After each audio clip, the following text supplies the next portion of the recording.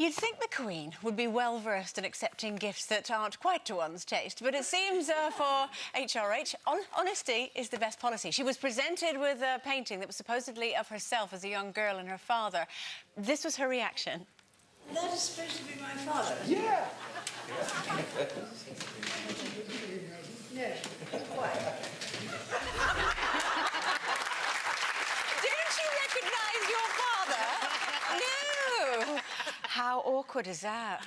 I think it's so funny, and because as you get older, you're just a bit more blunt, aren't you? But also, the royal family, everywhere they go, they get given gifts. So I remember I used to be royal correspondent, and when we used to go on royal tours with them, there'd be a press plane that would follow them around, you know, and behind the royal plane.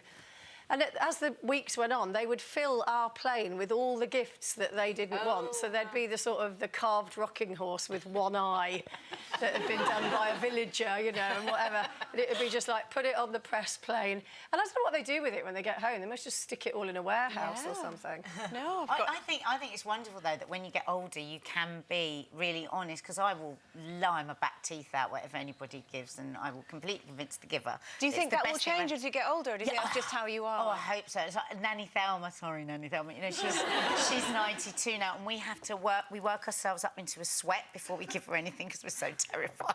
And recently, the last thing that we bought, she was quite nice about it when we gave it to her. Oh, what's going? Well, she didn't shout or hit us, so it's quite good. But then, as we were leaving, she came and she said, "Would you mind awfully, love, taking that back home?" And I thought, yeah, I mean, she's got a garage. She could have just stuffed it in there, but why should she? She's 92. Exactly. She can say whatever she wants. Oh, my mum used to be the worst, honestly. You'd give her a present, she'd go, "What do I want that for? Why would you buy me one of those?" You know, it's like something that you think is really sensible. Yeah. Mark's the worst at getting presents, so normally he'd get it right, but this time he bought me a necklace and it was like shark's teeth. And you think, why would you buy me that? I never wear anything like that. I wear little dainty things, and this was a massive, big shark teeth thing.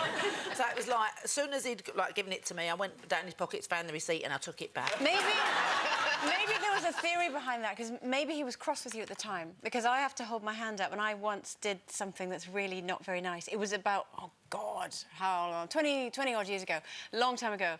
And I was invited to a wedding of someone that...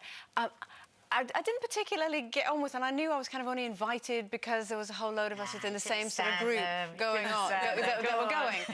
So I bought them something hideous. Is that terrible? I searched high and low for something that was truly hideous, and it was a vase that I knew wouldn't match in their house. Do you think this could be a thing? No, because I wouldn't do that. I think that they'd think badly. I would think, oh, no, they'll think that's my taste.